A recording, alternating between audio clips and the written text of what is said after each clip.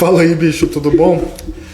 Estamos no sábado hoje, um dia diferente, mas hoje é um dia especial porque o Fala aí, bicho completa um ano e é um prazer, né? A gente não é todo dia que se completa um ano de página, então.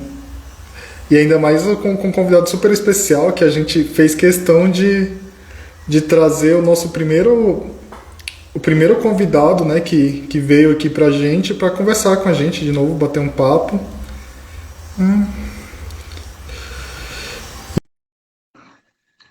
Vamos lá, o pessoal já está entrando.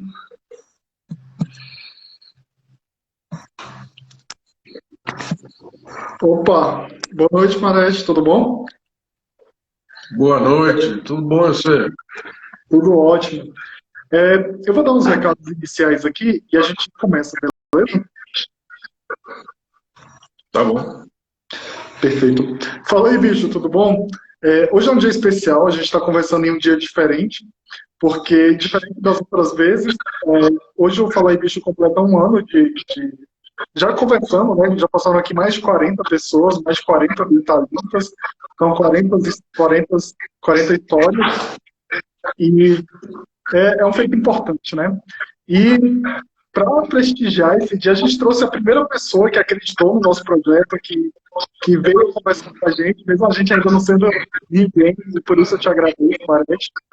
E muita gente pergunta quem eu sou, para me apresentar assim, aqui. Meu nome é Johnny Rocha, eu sou servidor do ICMBio, faço pesquisa em direito ambiental no grupo de pesquisa chamado GERN da UNB. Eu apresento o Fala aí, Bicho também, e atualmente, esse ano, eu comecei a advogar pelo meio ambiente também. É isso. E, Marek, já direcionando minha pergunta e meus agradecimentos para você, como é que você está? Como é que estão as coisas? Um ano se passou desde a nossa primeira conversa e como é que está? O que mudou? O que evoluiu? O que melhorou? Bom, o que melhorou foi você ter feito esse programa, essa divulgação, acho que já é um sinal interessante da sociedade sendo ativa, né? Eu acho que esse elemento principal que eu acredito é nele que reside o futuro. Acho que a situação da gestão da conservação no país piorou no nível federal, no nível nacional. Alguns estados estão tentando fazer melhor, outros estão fazendo pior. E muitos municípios também estão atuando e buscando resultados. Mas eu acredito que o caminho é a contribuição de todos. A própria Constituição diz que é dever do poder público e da coletividade é, defender o meio ambiente ecologicamente equilibrado. Acho que nós estamos aí vendo provavelmente momentos muito difíceis na Amazônia. Espero que não tenhamos a repetição da desgraça que aconteceu no Pantanal, no passado recente, desmatamento na Mata Atlântica está crescendo, mas a gente vê a sociedade entendendo que precisa atuar, que não pode aguardar. E esse eu acho que é o caminho.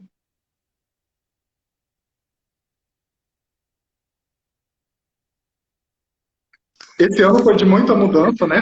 Perdão, pessoal, esqueci de ligar o áudio novamente. Esse ano foi de muita mudança e com essas mudanças a gente parece que entrou em uma nova era, né? O que o Átila falava daquele novo normal parece que se confirmou, porque as coisas estão voltando ao normal, porque vários comércios estão abertos, já tem vacina, isso não havia no ano passado, mas existe um novo normal que o novo normal passa muito pela internet, por você se comunicar digitalmente, e eu acho que as páginas ambientais e o diálogo ambiental, né, evoluiu muito nesse sentido. Qual a sua opinião sobre isso? Olha, uma das coisas que a pandemia nos trouxe é a reflexão sobre a relação entre a natureza e o bem-estar, a saúde. Muita gente está preocupada com a questão de que a gente não tratando bem, não cuidando, não se relacionando bem com a natureza, pode justamente emergir essas doenças que podem se transformar em epidemias e pandemias. A minha perspectiva é, na verdade, que as áreas naturais, a natureza e as áreas protegidas que conservam essa natureza e outras áreas verdes, elas são fundamentais para a qualidade de vida, especialmente nas cidades, onde vive a maior parte da população. E essa qualidade de vida nos dá maior capacidade de resiliência, de resistência para enfrentar essas eventuais doenças que possam ocorrer, mesmo vindas do mundo natural. Então, eu acho que nós temos uma oportunidade de aproveitar esse momento para buscar esse entendimento. As pessoas estão sentindo falta de fazer coisas. Acho que a pandemia ainda não amainou o suficiente para a gente voltar ao novo normal. Mas o fundamental de um novo normal é que ele seja diferente do anterior. Então, nesse momento, é um momento de reflexão e de entender que a natureza nos faz falta e que estar perto dela, ver a natureza, interagir com ela, nos faz bem à nossa saúde, à saúde coletiva, ao bem-estar da sociedade. E por isso é fundamental que a sociedade se mobilize para defender as áreas naturais, as áreas protegidas e até as áreas verdes nas cidades. E isso eu acho que vem ocorrendo, não mais do que deveria, eu acho que ainda é menos do que deveria. Mas essa atuação ela é fundamental. Também nós vemos um movimento internacional em prol de uma reconstrução, que eles chamam de reconstrução econômica, que seja mais verde e sustentável. Isso tem tido uma boa atração, tem movimentos aí de governos em relação à questão climática, tem movimentos do setor privado em relação aos padrões de sustentabilidade, e nós temos agora perante nós uma decisão fundamental na Conferência Mundial da Biodiversidade, que são as novas metas para a conservação e uso sustentável da biodiversidade para os próximos 10 anos.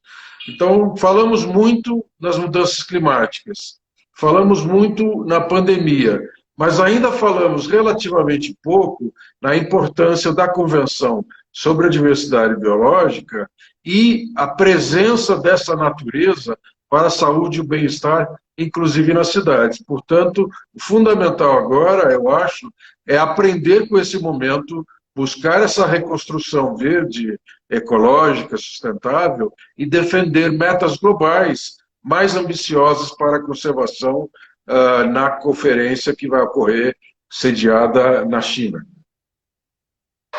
Perfeito. Só fazer uma pausa aqui para ler um comentário do nosso colega Paulo Russo, que falou: saudações, Marete, sua trajetória pessoal se confunde com a trajetória da conservação da natureza no Brasil.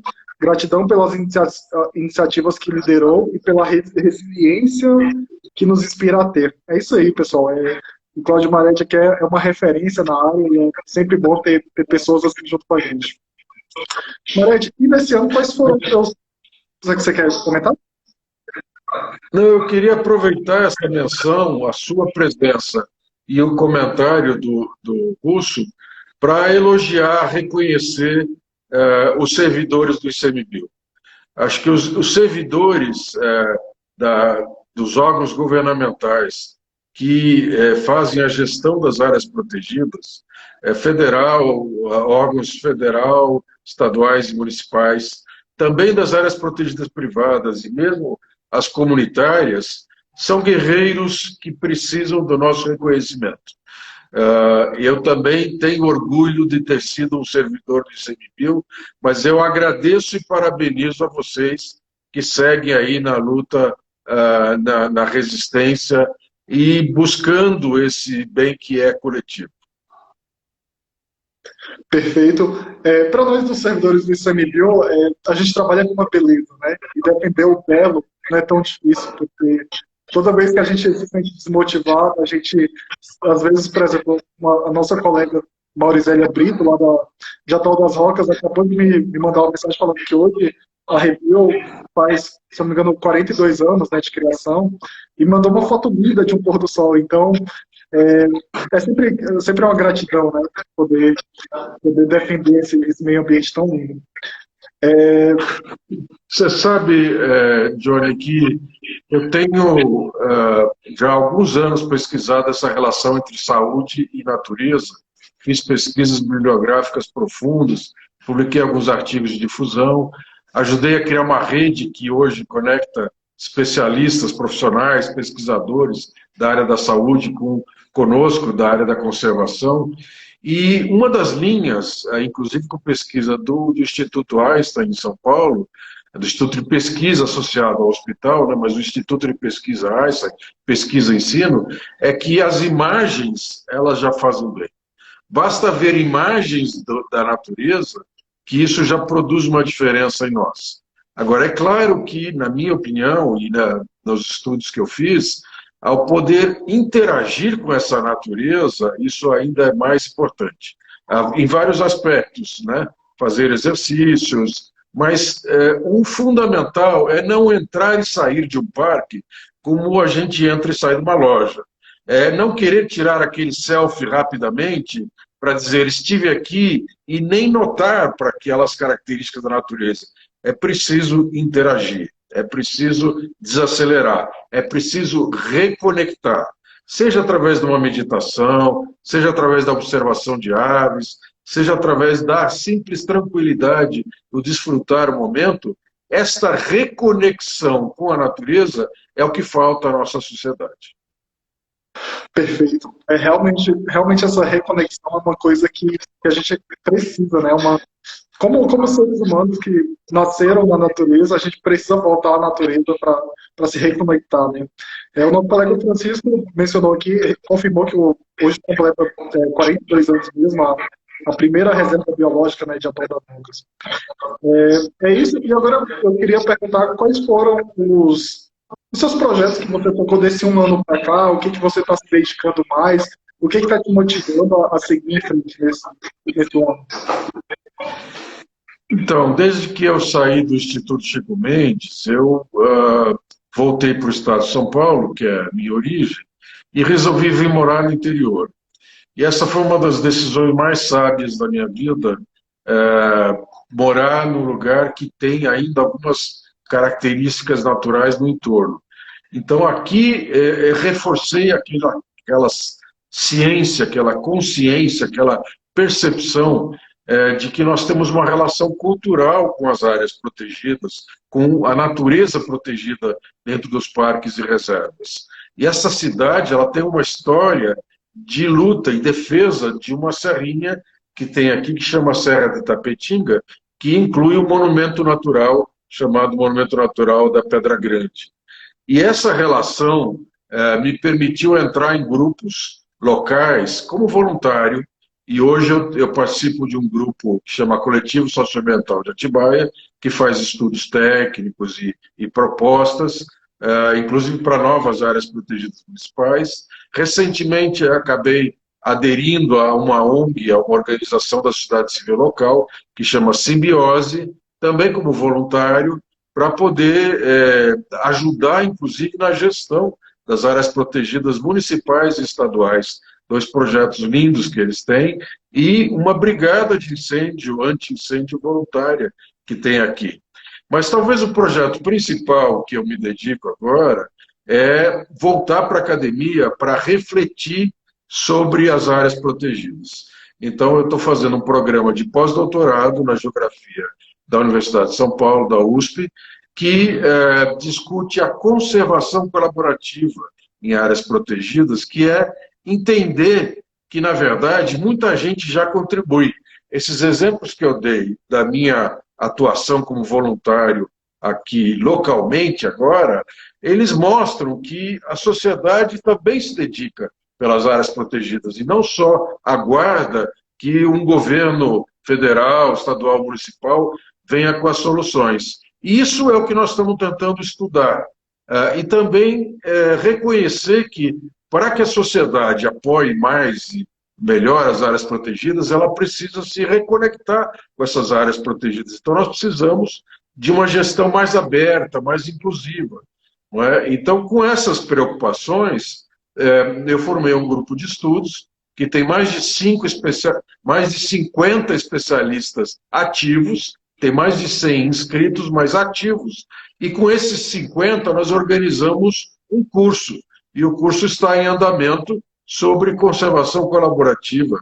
Já tivemos 5 aulas, a segunda-feira iniciamos um outro bloco com mais 5 aulas, e dentro de 3 semanas teremos o encerramento com mais 5 aulas. Serão um total de 15 aulas, e aí nós temos especialistas lidando com turismo de base comunitária, povos e comunidades tradicionais, qual é a importância da participação nas áreas de proteção ambiental, a questão das áreas protegidas locais, a preocupação de entender como se faz a gestão de um sistema, tudo isso dentro dessa perspectiva da conservação colaborativa.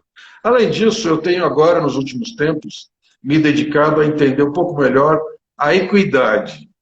A equidade está nas metas globais da conservação da biodiversidade, mas nós não temos indicadores adequados para entender como isso funciona nas áreas protegidas. Então, eu estou colaborando também de forma voluntária com o próximo Encontro Latino-Americano de Áreas Protegidas e Inclusão Social, que vai ocorrer em novembro a partir de Manaus, embora em ambiente virtual, pela internet, e estou tentando articular com as discussões sobre equidade em áreas protegidas na América Latina, entre outras possibilidades de colaboração que a gente tem sempre encontrado aqui ou ali. Perfeito. E, primeiramente, boa noite, Rei, que entrou aí agora. E como a gente faz para participar desses cursos que você está participando, está elaborando? Olha, o curso ele é um curso oficial da Universidade de São Paulo, como curso de extensão, na modalidade de difusão. Então, ele teve um período de inscrição, nós temos 210 alunos formalmente inscritos, mas nós fazemos a retransmissão pelo YouTube.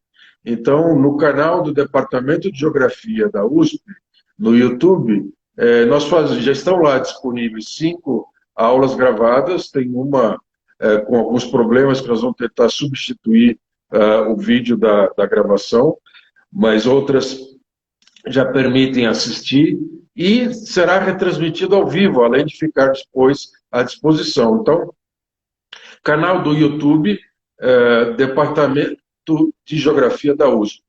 E nós também disponibilizamos uma pasta, e aí nós aos poucos vamos passando essa informação, uma pasta com documentos, com bibliografia, para quem quiser se aprofundar num ou outro tema. Ontem eu fiz uma revisão, nós estamos com mais de 500 artigos, livros e outros documentos, inclusive as apresentações dos cursos, etc. E no Facebook eu criei um grupo chamado Conservação Colaborativa, em inglês, Collaborative Conservation. E lá também nós estamos recebendo os colegas interessados em falar sobre o tema, colocar justamente os links dessa pasta compartilhada e assim por diante. Então, o principal canal do curso hoje é o YouTube, canal Departamento de Geografia da Universidade de São Paulo. Nossa, perfeito. Pessoal que estiver interessado aí, corre lá para assistir os vídeos. E realmente o YouTube está se transformando numa plataforma de ensino que pode expandir, né? Porque o grupo de pesquisa que eu faço parte também fez uma série de webinários ano passado, e esse ano está organizando a segunda temporada de uma série de webinários que vai até o final do ano, gratuitos para todo mundo e muito conteúdo de qualidade, né? Conteúdo ambiental de qualidade. Eu sinto falta um pouco da interação pessoal, né? Mas eu acho que nesse momento é o que a gente pode fazer, e nesse sentido tem um repositório muito importante de declarações, de diálogos, de apresentações. Então, eu acho que, por exemplo, a minha palestra inicial, na primeira aula, hoje estava com 1.200 visualizações, muita gente entra e sai, não fica, mas isso, considerando que a sala de aula tem no máximo 200 pessoas, a gente consegue atingir muito mais gente dessa forma, né? É verdade. E sem contar que às vezes na sala de aula você também tem distrações, né? Então, de qualquer forma, é uma forma de você. Se a pessoa assiste tudo, ela está muito conectada naquilo. E, Manete, nesse ano, não foi um ano fácil, né? Foi um ano assim de idas e vindas, idas e vindas. A saúde, tanto física, né? Por causa da doença e tudo mais, foi comprometida. Nossa saúde psicológica também foi comprometida. Como você lidou com tudo isso?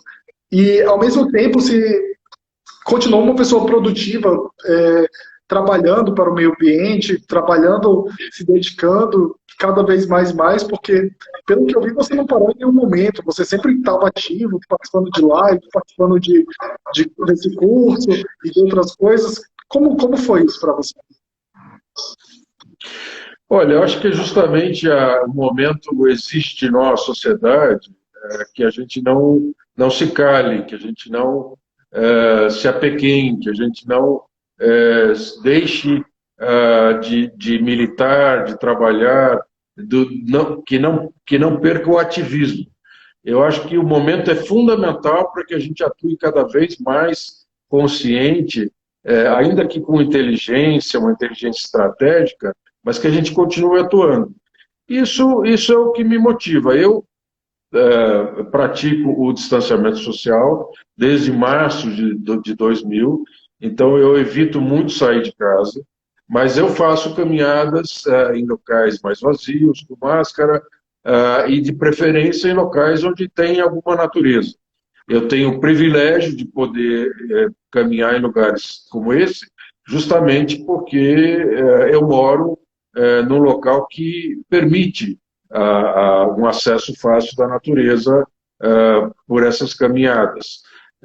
Mas, claro, tomo cuidado, vou de máscara, não fico frequentando casa das pessoas, convidando pessoas em casa, exceto aquela bolha mínima familiar, mesmo assim com todos os cuidados, até com meus filhos, com a minha neta, com a máscara e tudo.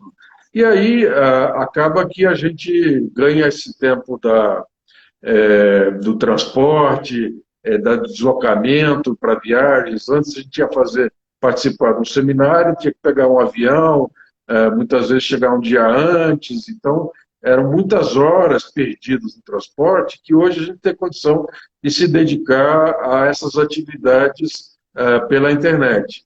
E eu acho que a gente até está exagerando, sinceramente. Eu acho que a gente precisa ter um fôlego, né? Então, esses momentos, volto a dizer, esses momentos de reconexão, é uma reconexão que não é só entre nós e a natureza. Quando a gente degrada a natureza, porque por vários motivos, pelo nosso comportamento pessoal, ou por empresas, ou políticas públicas governamentais inadequadas, o que a gente está agredindo é o direito de um outro ser humano, de uma outra coletividade, de um conjunto da humanidade que vai ser privado daquelas espécies, daqueles serviços dos ecossistemas.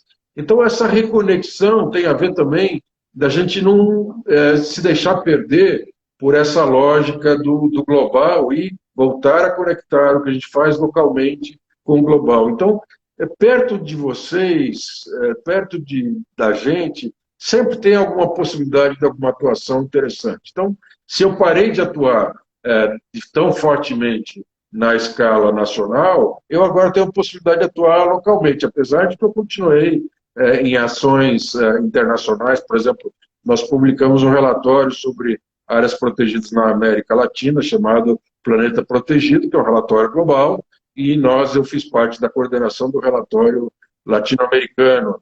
Publicamos os produtos do Congresso Latino-Americano de Áreas Protegidas em janeiro desse ano, então são 3 publicações bastante pesadas.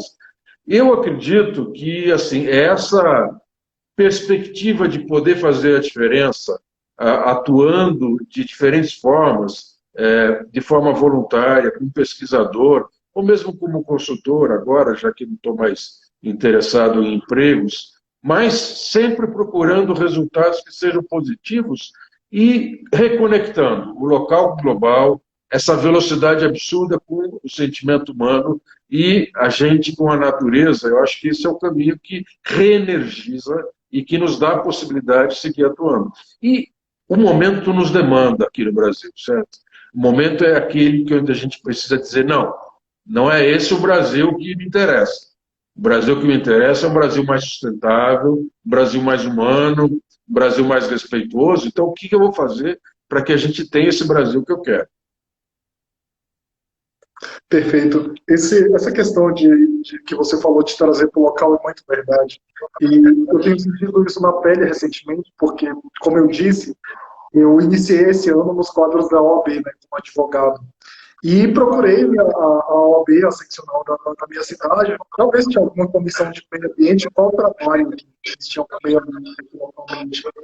E o que eu vi foi que é muito incipiente, né? Porque às vezes a gente que trabalha em órgãos federais, ou que já foi para o exterior, a gente tem um pensamento muito macro, né? E às vezes a gente acaba pensando tudo em macro, e às vezes acha que não vai poder ajudar em uma escala micro. E quando a gente chega no micro, a gente vê algumas deficiências que a gente não enxerga no macro. Então, isso até às vezes agrega muito conhecimento, agrega muito valor, agrega muita sabedoria, né, e uma parte do seu trajeto nisso. E, ao mesmo tempo, você consegue ajudar aquele grupo ali de uma forma mais global, que é esse o conhecimento que você tem. Eu acredito na possibilidade da gente atuar de diversas formas, mas é fundamental o que está perto de nós, o que a gente vê o resultado mais concreto, tanto negativo quanto positivo, né? Perfeito. Agora, mudando um pouco de assunto, boa noite, Rafael, boa noite, Josinaldo, que entrou agora um pouco, deu boa noite para todos. É, Agora, falando de assuntos mais concretos, né, e mais palpáveis, de ameaças que a gente sofreu durante esse ano, os órgãos ambientais eles foram muito, desde o início desse governo, mas no ano passado eles se intensificaram as ameaças e já mencionam até um grupo, né, que se reúne para estudando a extinção do ICMBio e às vezes a unificação a gente não sabe muito bem o que vai ser. É, como você está lidando com essas questões? Como, é, como é a sua relação com esses gatilhos que as pessoas, que a todo momento a gente tem que ver ataques ao meio ambiente, a todo momento a gente tem que correr lá para defender essas pautas ambientais? Olha, eu acho que a minha função, na minha idade, depois de quase, enfim, 40 anos trabalhando com áreas protegidas, ela é de contribuir para a sociedade, sabe? Eu não acho que seja correto, responsável, ético da minha parte, eu não contribuir com o meu conhecimento, com a minha compreensão nas discussões que ocorrem. Então, eu tenho procurado atuar sempre que abre um espaço, uma oportunidade, na imprensa, nesses diálogos pela internet, ou fazendo trabalhos concretos, expressando essa minha compreensão. Eu estou aí há uns 30 anos, pelo menos, como membro da Comissão Mundial de Áreas Protegidas. Nesse momento, eu estou encerrando mais ou menos 7 anos como vice-presidente regional para a América do Sul. Fui o coordenador do Congresso Latino-Americano de Áreas Protegidas, que foi no Peru, né, porque o Brasil acabou não se interessando em fazer. E nessa perspectiva, a gente conhece o mundo inteiro. Eu trabalhei em vários continentes, em vários países ao longo desses 40 anos, mas essa Comissão Mundial de Áreas Protegidas é o conjunto de especialistas nesse tema mais importante que existe no mundo. Ela é ligada ao ICN, a União Internacional para a Conservação da Natureza, que é uma organização internacional. Então, com base nisso, a gente sabe que precisa ter um órgão especializado em áreas protegidas. E a gente fez um estudo junto com a coalizão de organizações não governamentais, chamada Coalizão ProCES. Nós desenvolvemos uma reflexão, analisamos os dados para mostrar que o IBAMA foi muito importante historicamente. Antes dele, BDF, a SEMA e todos os órgãos que foram responsáveis pelas áreas protegidas. Mas o volume de trabalho e o tipo de trabalho exige uma especialização. Então, nós pudemos estudar e nós temos um documento técnico simplificado, sintético, mostrando do que foi a evolução das áreas protegidas com a existência do ICMBio. O quão positivo foi para as nossas unidades de conservação federais, parques nacionais, reservas extrativistas federais, áreas de proteção ambiental, reserva biológica, como você mencionou. E eu fiz uma declaração ao Ministério Público, participei de diálogos com eles, apresentei esses trabalhos de forma a contribuir. Também apresentei isso à imprensa, em alguns artigos isso foi reconhecido, foi publicado. Então, estudo técnico, esclarecimento e prestação de informação para os órgãos competentes é o que a gente pode fazer. Eu até tinha iniciado a elaboração de um documento, de uma carta, dirigido ao ministro do Meio Ambiente. Nós fizemos uma carta, os ex-ministros e ex-presidentes do ICMBio e outros ex-dirigentes, fizemos uma carta em dezembro de 2018 e enviamos ao, então, indicado como ministro, e lá nós já defendíamos a manutenção do ICMBio. E agora, aparentemente, não tem mais condição de diálogo. Então, a gente procura atuar de outras formas.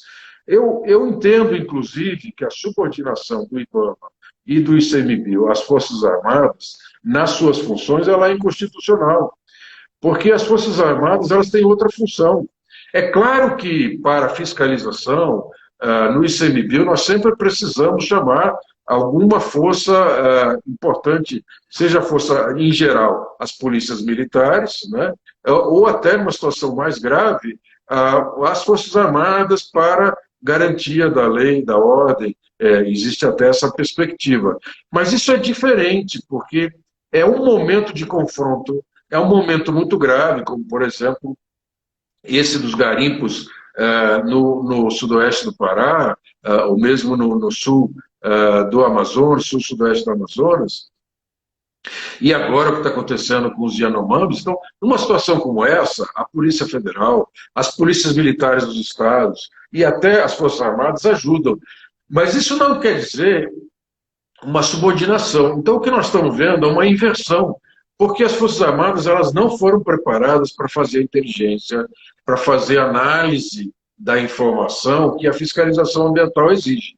E o ICMBio, ele não é só fiscalização, ele é alternativa, ele promove o turismo, ele promove a pesquisa, ele promove o uso sustentável, então ele precisa de uma boa relação com a sociedade. Então, a gente faz até análises de comparação internacional, e ajudei o ECO, que é um órgão de comunicação da mídia, a produzir algumas reflexões a respeito, e a gente vê que, para o Brasil, em geral, para todos os países que deram certo, um órgão especializado de parques nacionais, unidades de conservação federais, faz muita diferença.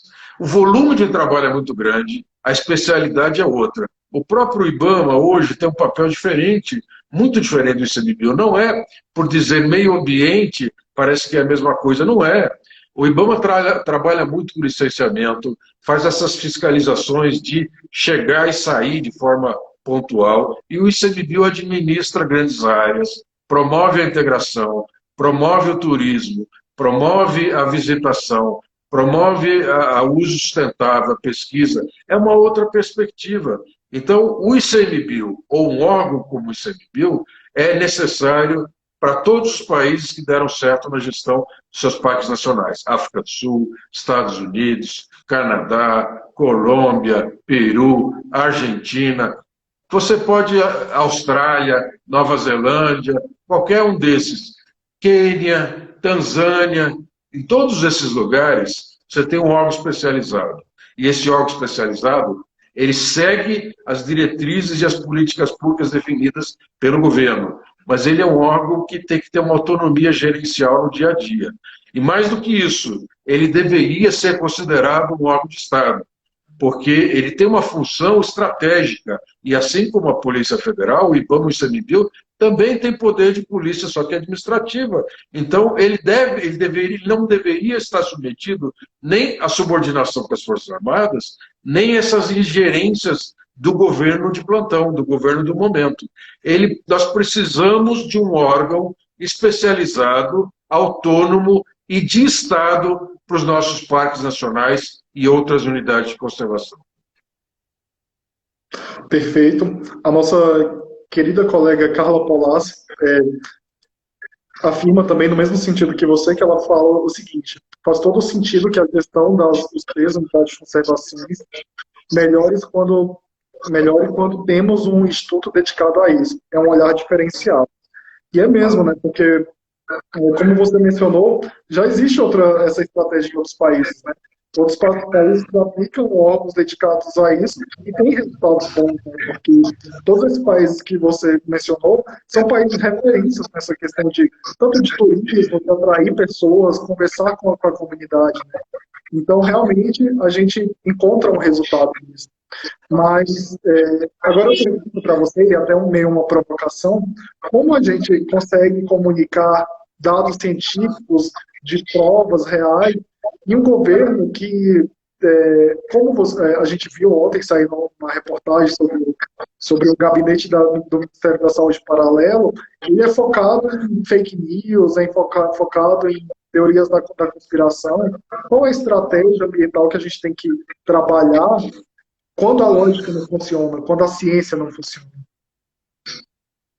Primeiro, eu acho que a gente nunca deve desistir de informar ao próprio governo, né? Segundo, se ele não está interessado, acho que o governo não pode decidir pela sociedade no lugar dela sempre.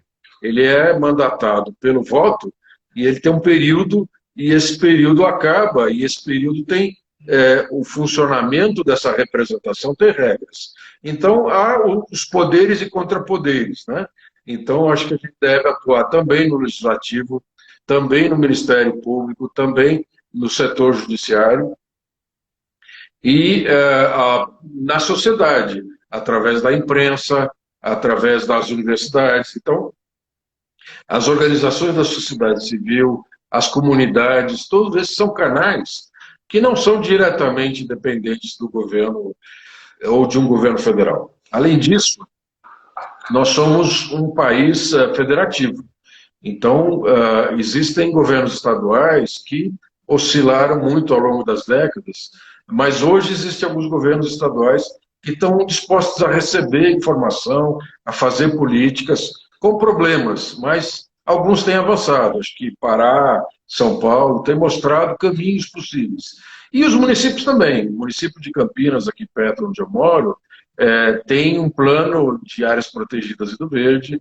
Na próxima semana eu vou participar de um evento que vai discutir a situação atual do plano municipal do verde, assim como vou discutir num evento do governo estadual sobre as áreas protegidas.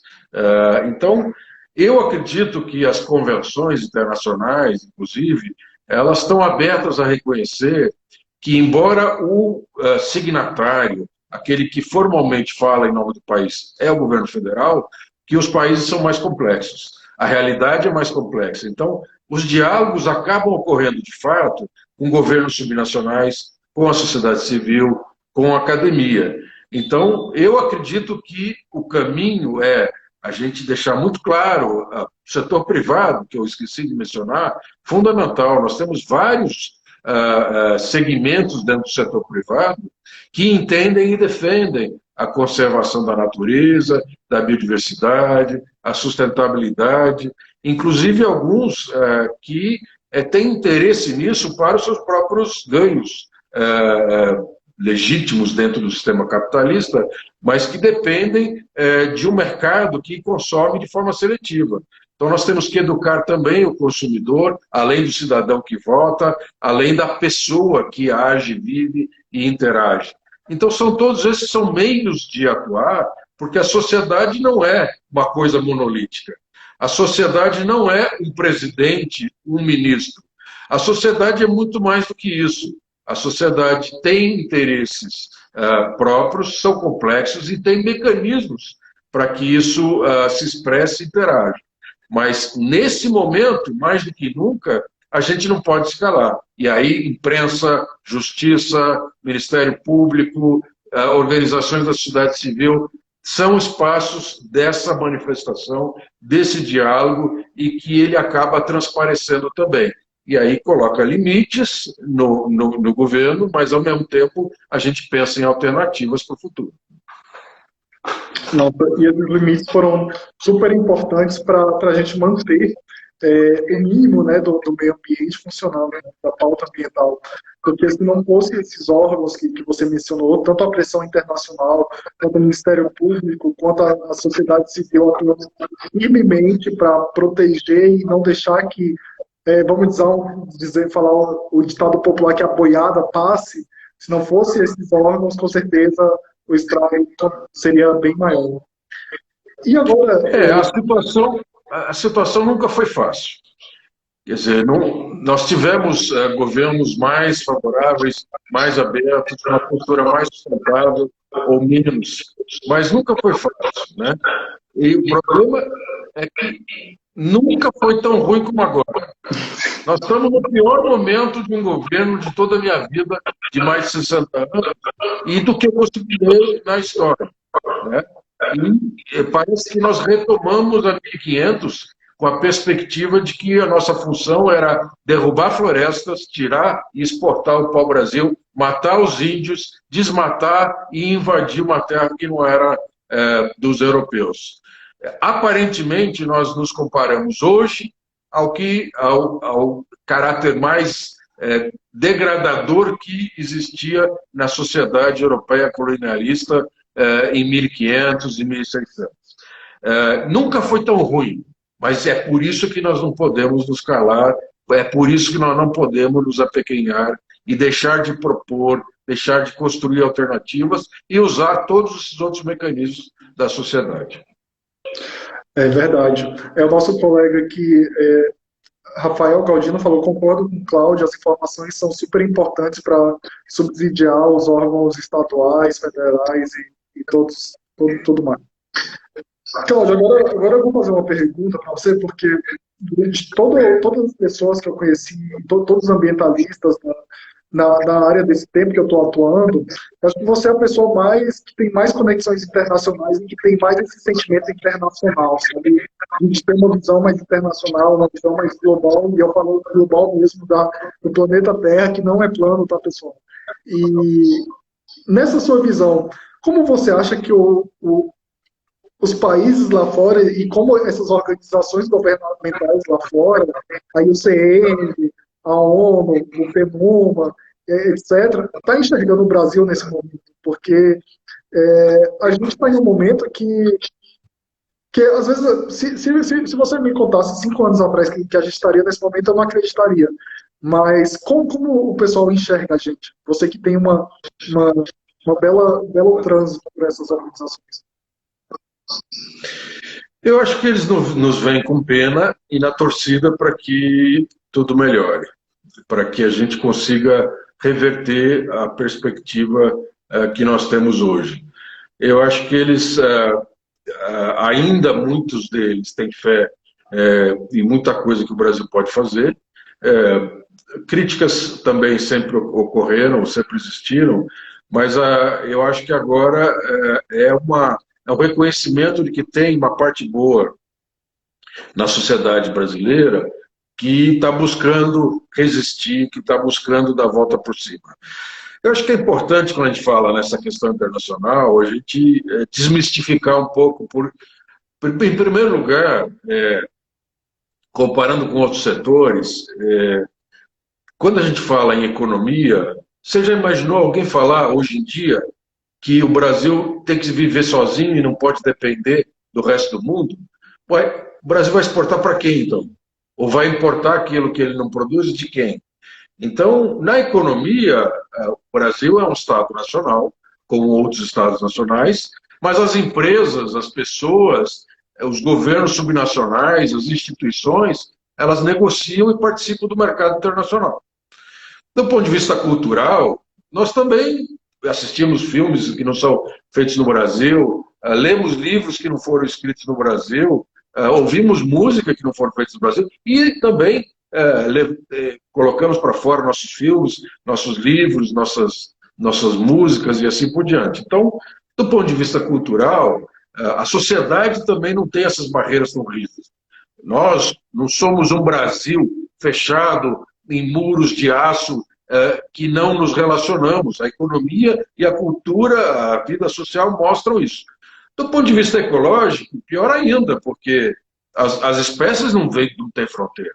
Então, na hora que nós falamos em conservar a Amazônia, temos que lembrar que a Amazônia é de 9 países, não é só do Brasil. São 9 países que têm pedaços da Amazônia. Eu não estou falando da tal internacionalização da Amazônia que dizem, eu estou falando quem são os estados nacionais que territorialmente têm soberania sobre partes do bioma amazônico. São 9 estados. O Brasil tem mais, tudo bem. É o mais importante, tudo bem. Mas não é só. Pantanal também dividimos com Bolívia e Paraguai.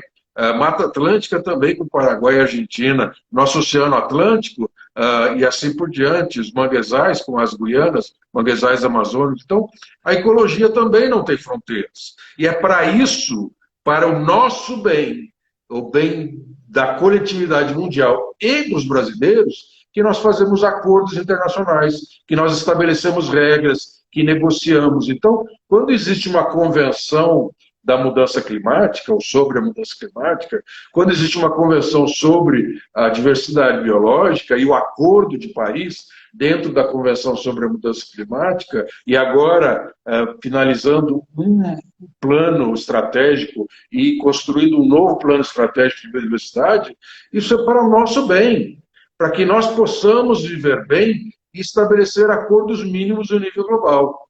Então, o Brasil, quando diz, não, eu vou resolver sozinho, eu queria saber, então, se vai resolver sozinho na parte econômica.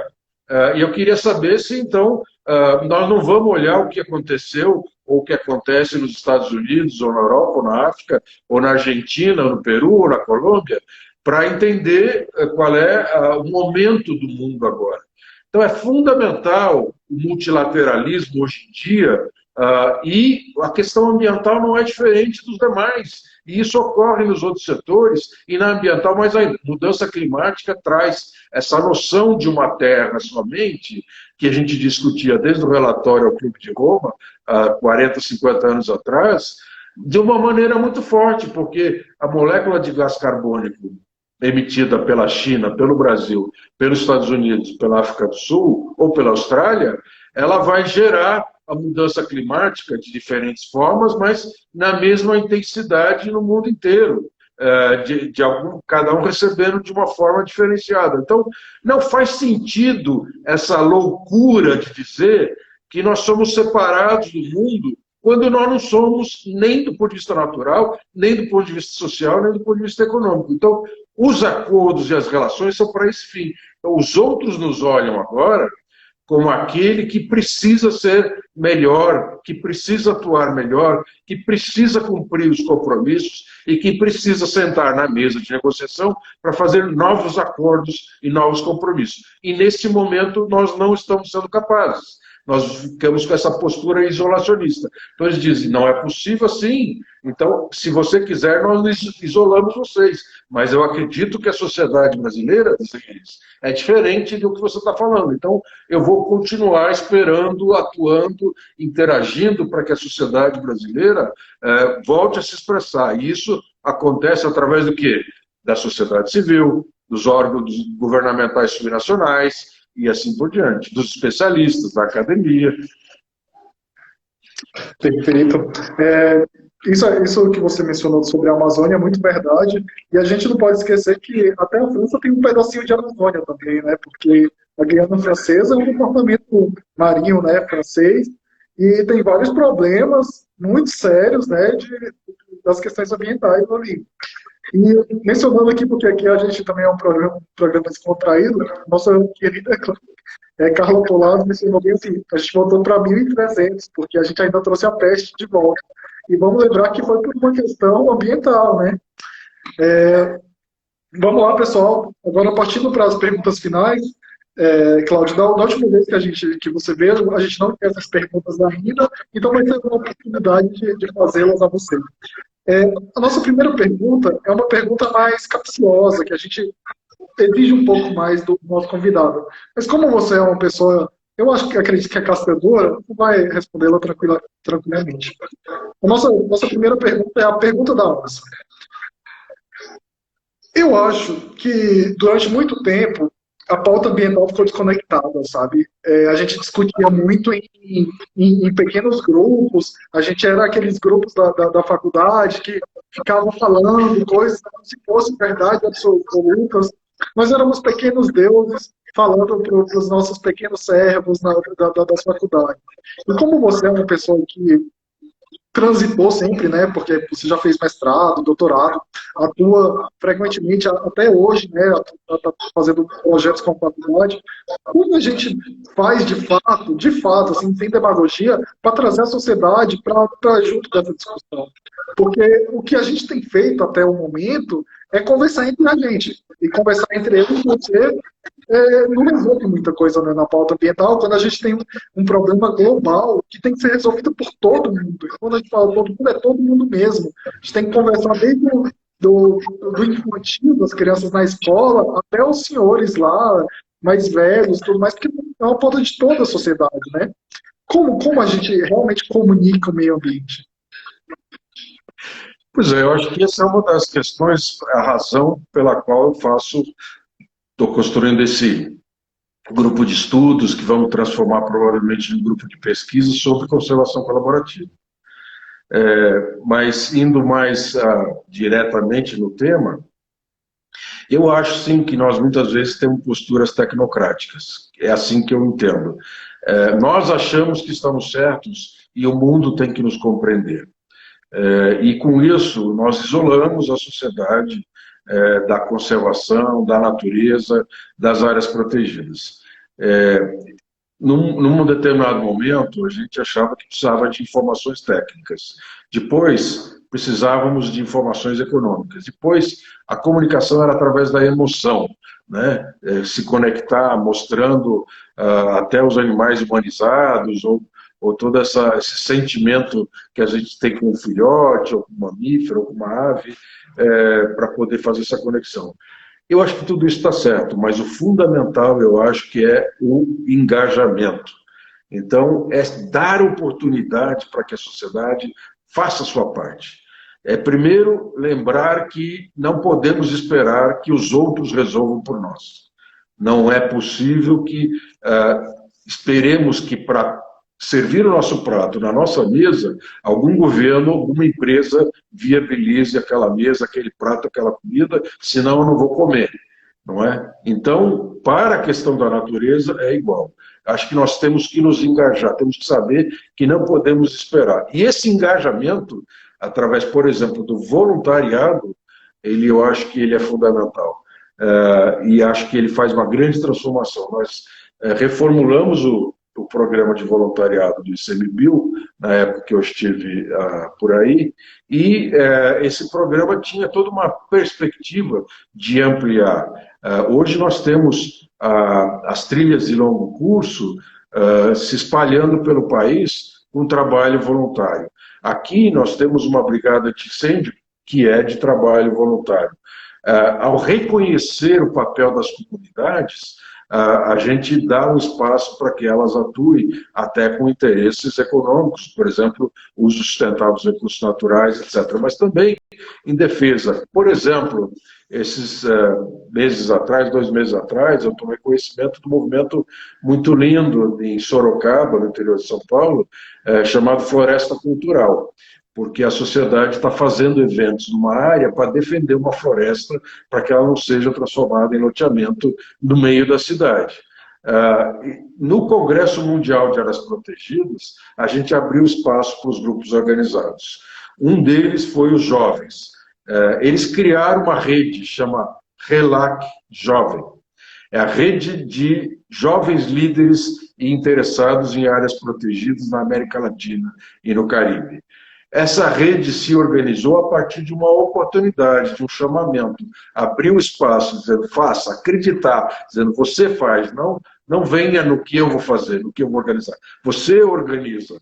E hoje essa rede está organizada na América Latina e produz pelo menos um evento por semana.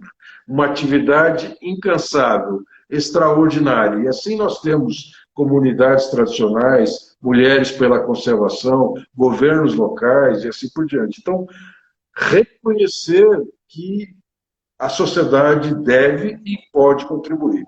Quando eu fui convidado pela segunda vez e resolvi aceitar o convite de ser presidente do ICMBio, eu voltei a perguntar aos meus familiares, amigos que não entendiam de conservação, o que eles achavam importante num parque, numa reserva, e ninguém falou em biodiversidade. Então não é aprendendo aquela espécie, daquela plantinha que faz bem para o rim, não sei o quê, 5 espécies, 10, 20 espécies ao longo de uma trilhazinha formal, que a gente vai se conectar. As pessoas vão porque elas querem sentir liberdade, elas querem fazer atividades físicas, elas querem se reconectar por razões místicas ou mentais, elas querem diminuir o estresse. Então, os parques e reservas têm que ser geridos de tal forma que as pessoas possam fazer aquilo que lhes dá prazer, receber grupos, famílias, jovens, fazer atividades, tentar gerenciar. Precisamos de um monte de regras. Precisamos que a natureza não seja degradada nesses espaços preciosos que sobraram.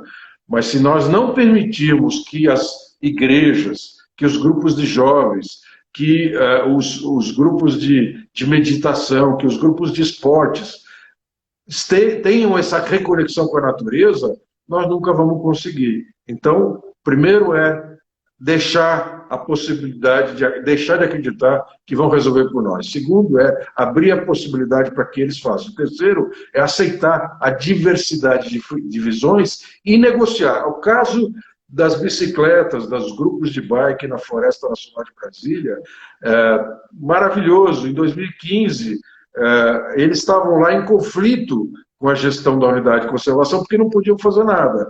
E, a partir da própria equipe da Floresta Nacional de Brasília, a FLONA, como eles chamam, a gente criou um mecanismo, e eu dei todo o apoio que eu pude, no sentido de convidar aquelas pessoas que iam passear dentro da unidade de conservação a justamente ajudar a estabelecer e a manter as trilhas de bicicleta. Os grupos de bike transformaram a relação da sociedade local com a Flona de Brasília. Esse é o caminho. Ali permitia um pouco mais de liberdade, porque tinha vários espaços ainda não tão recuperados, um pouco degradados, então permitia uma intervenção um pouco maior, mas a partir daquilo gerou esses grupos de caminhada, depois veio o movimento inspirado pela Transcarioca no Rio de Janeiro, com as trilhas de longo percurso, as pessoas estão dispostas a fazer, mas precisamos abrir esse espaço, dar essa oportunidade e dialogar. Perfeito, e realmente a Floresta Nacional é um caso de sucesso, porque eu conheço vários colegas que vira e mexe me chamam para dar uma pedalada naquele local. Então, quando você vê esses casos transbordarem para pessoas fora da sua bolha, você vê que a coisa realmente deu certo. Né? Agora a gente vai para um momento que é um momento hipotético. É um momento que, durante essa nossa conversa inteira, a gente falou sobre sua vida, sobre sua trajetória, sobre seus rumos, suas opiniões, e eu acredito que durante sua vida inteira você encontrou pessoas incríveis. E, buscando homenagear essas pessoas, a gente criou toda uma situação lúdica aqui para fazer uma dinâmica legal. Vamos supor o seguinte, Cláudio. Vamos supor que hoje você é o presidente da República. Vamos supor que hoje você tem a atribuição de indicar uma pessoa para ministro do meio ambiente. E pensando que isso fosse não um cargo, não um trabalho que tem o ministro do meio ambiente, mas como um prêmio mesmo, uma forma de premiar alguém que, na área ambiental, que você realmente assim, acha, cara, essa pessoa devia ser ministro do meio ambiente. Se você estivesse nessa posição hoje, quem você indicaria para ministro do meio ambiente? Para ser ministro, eu não sei. talvez eu fosse buscar pessoas do passado, mas para homenagear com a função, a referência mais importante da questão da conservação da natureza no Brasil, por exemplo, Manuel Cunha, que foi presidente do Conselho Nacional das Populações Extrativistas da Amazônia e chefe da Reserva Extrativista do Médio Juruá. Por exemplo, o Carlinhos, que foi coordenador da Confederação das Reservas Extrativistas Costeiras Marinhas. Por exemplo, o Vinícius Desorzi, que lidera a instalação da Brigada Voluntária Anti-Incêndio aqui em Atibaia. Eu acho que essas pessoas, elas têm a vida dedicada, uns mais antigos, outros mais jovens, de mais perto, de mais longe, para fazer a diferença. Mas também temos pessoas que estão em posições-chave fundamentais.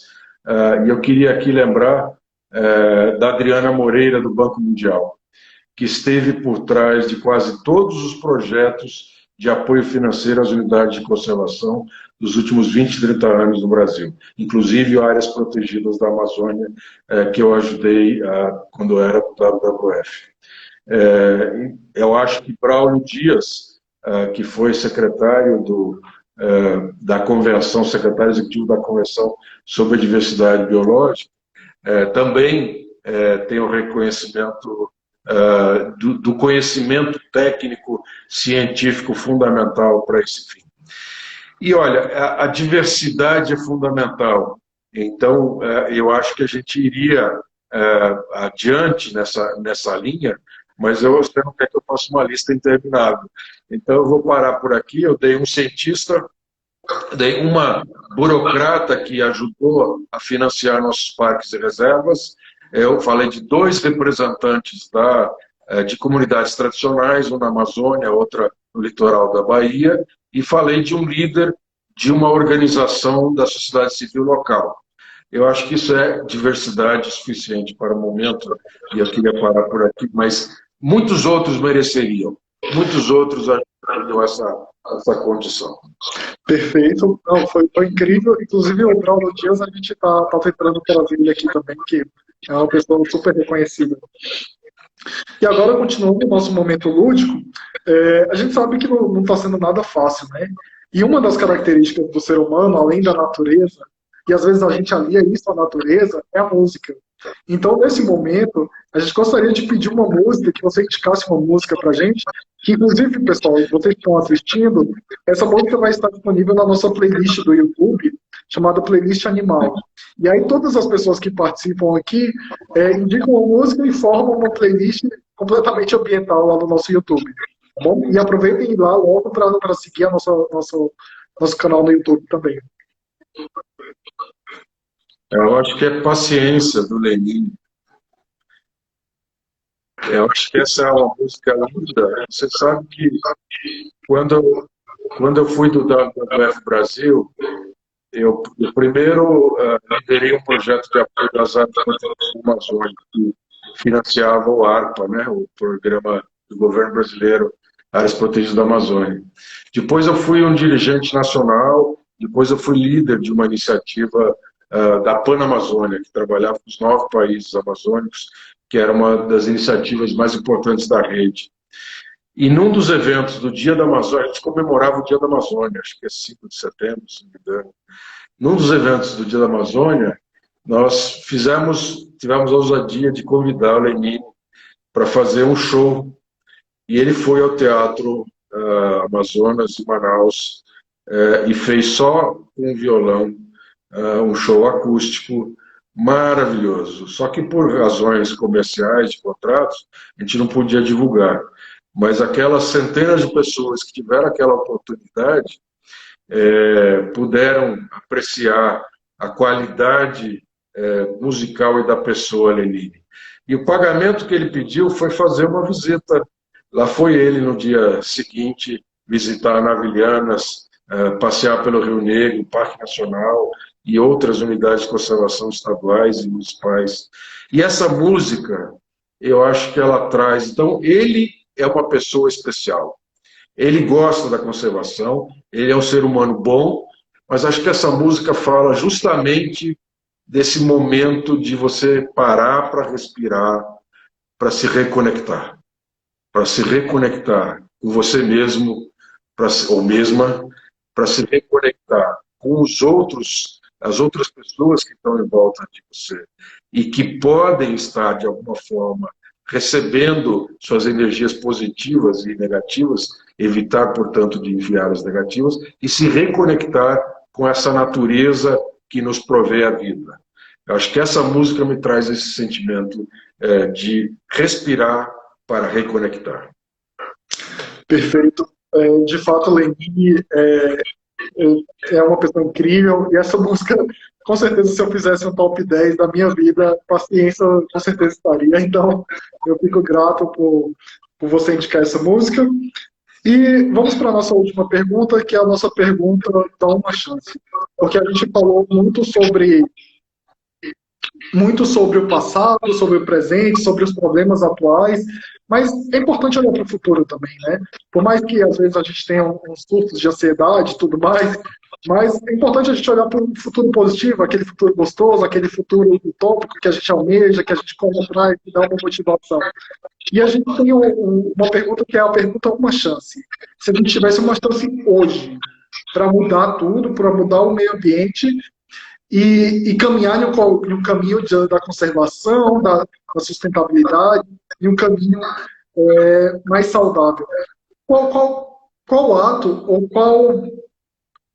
qual foco você dedicaria, essa uma chance que você teria que dedicar ao meio ambiente? Pode ser um ato, pode ser qualquer coisa que você acha que, fazendo isso, a gente teria uma chance.